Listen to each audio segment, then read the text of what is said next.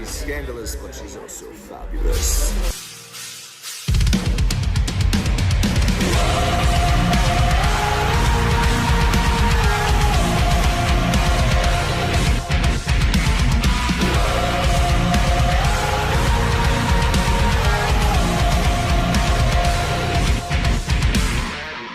Watching and freaking viewing Scandalous.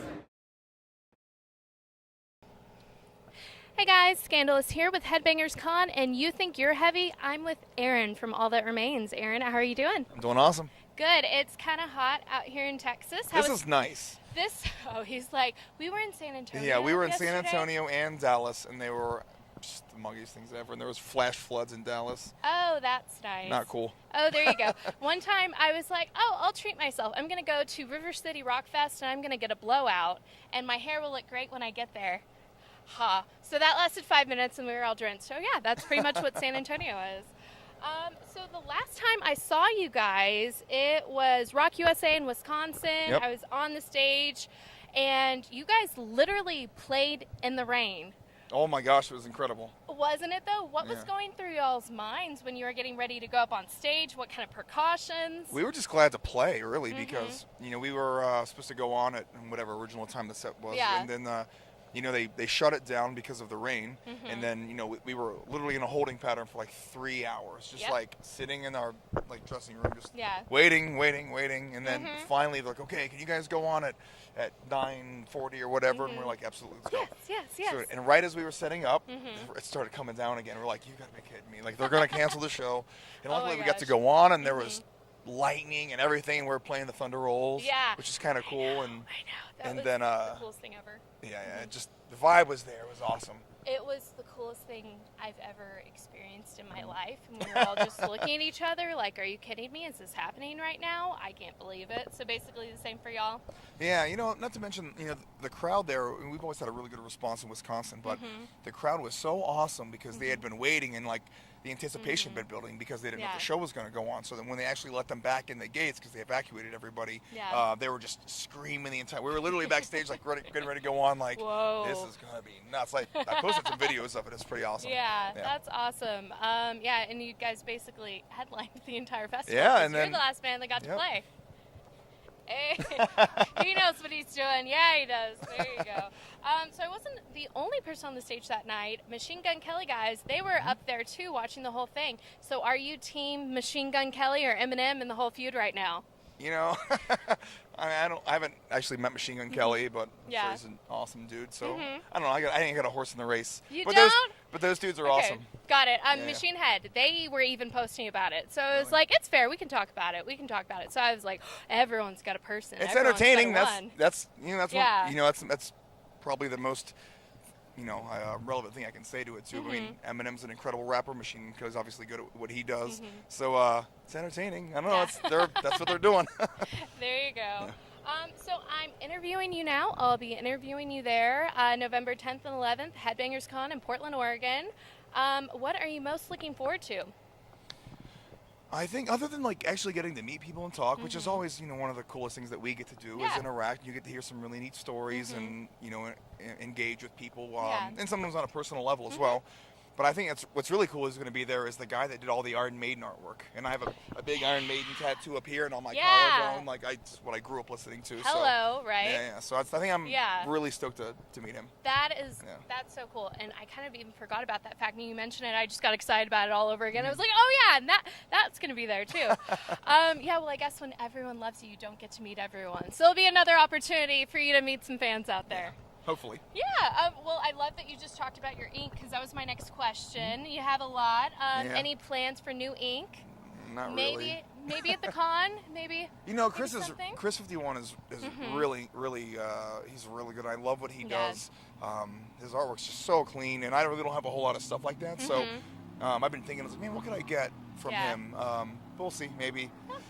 It's tough getting tattooed when you travel because there's some airplanes and it sucks. And that's true. I never thought about that. So why do artists do it on the road all the time? I don't know. Why do we let ourselves get our hands swollen up to put pigment in our? I don't know. Yeah. We're all silly.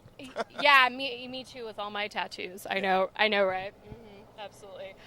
So yeah, there you go. So excited. We've got Thanksgiving, Hanukkah, Christmas coming up, and Headbangers Con. So there you go. Yeah.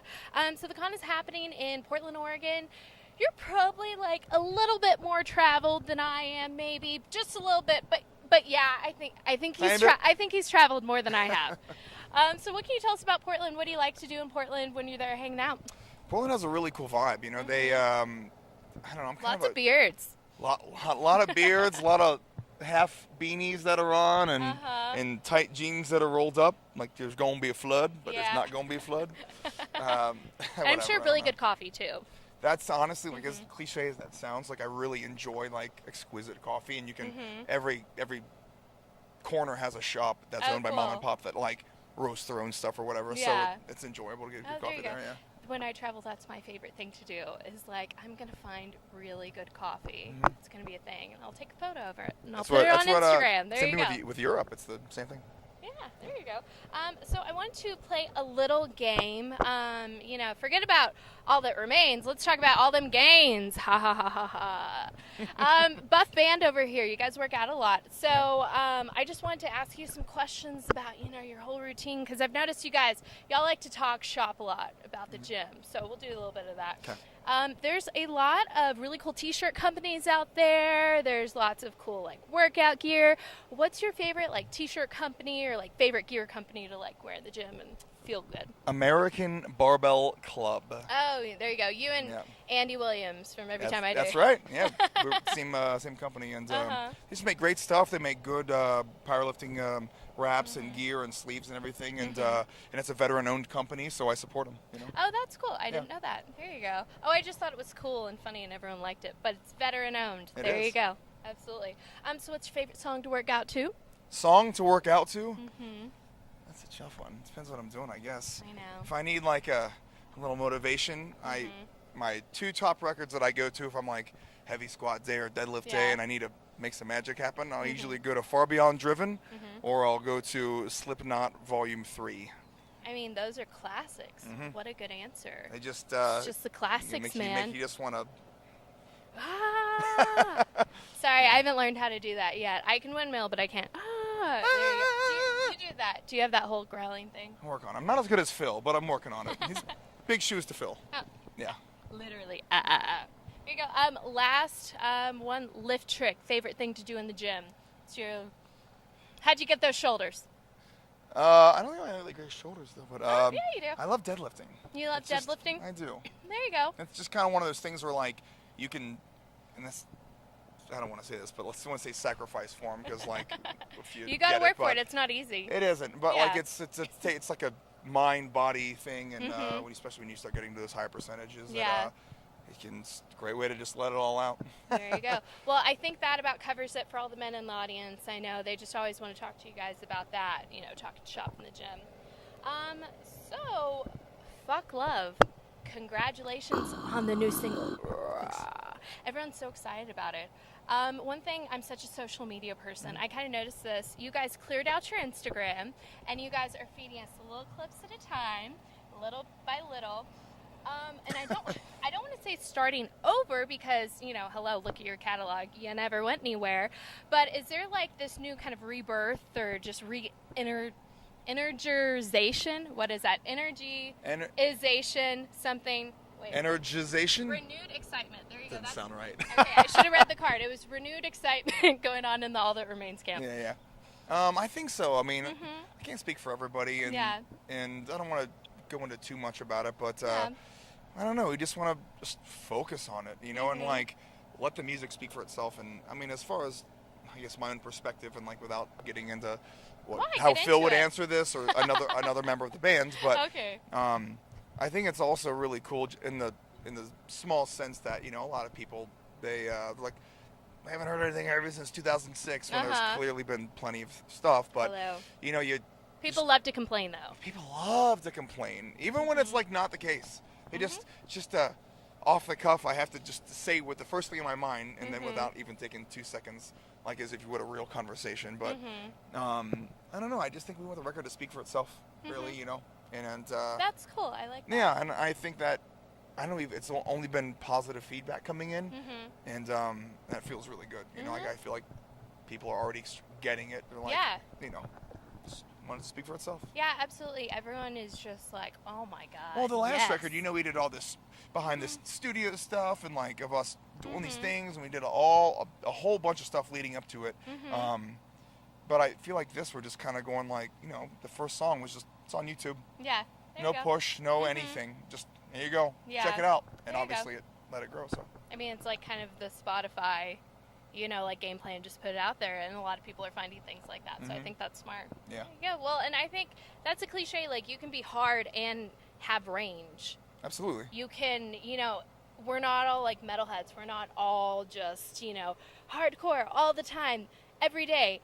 Eat nails for breakfast. We have range. I think that you guys showed that, but that doesn't mean that you're not heavy like you've always been. You know, we all like different stuff, and I always try to relate bands to restaurants. You know, like if you've been serving someone a slice of pizza for however long, and then you add something to the menu, some people are like, okay, sure, great, and other people are going to go, no, you can only have slices of pizza because that's the only thing that I want you to have.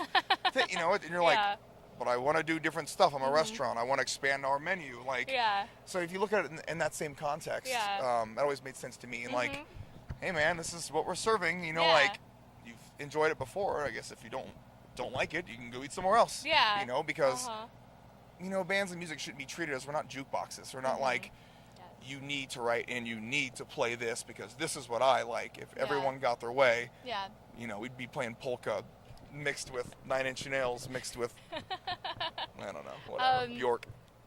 There you go. I tried to finish it. I was like, nope, he got it. I tried to be funny. I was like, nope, he's funny on Probably his own. Probably a terrible analogy, but whatever. No, I liked it. Well, that's so cool. I've been in the music industry forever, and I've never heard that analogy, so I really like that a lot. So that's really cool. I'm going to take that with me. Came up with that all by myself. There you go. Up on that bus for like hours and hours a day, he picked up something. There you go. Cool. So hang out with us. I'll be there. He will be there. Headbangers Con, November 10th and 11th, Portland, Oregon. It is independently owned by the drummer of Seven Dust and Chris 51. This is not a big company. This is an independent gathering of everybody that loves metal and everyone that loves to headbang. Anything else to say, Ad? Just come hang out. It's going to be a good time, and there's a ton of other amazing artists and other people that are going to be there, so it'll be worth the time. I'm stoked. I'm flying all the way out from the other part of the country. You should come. You should come. You are watching and freaking viewing Scandalous.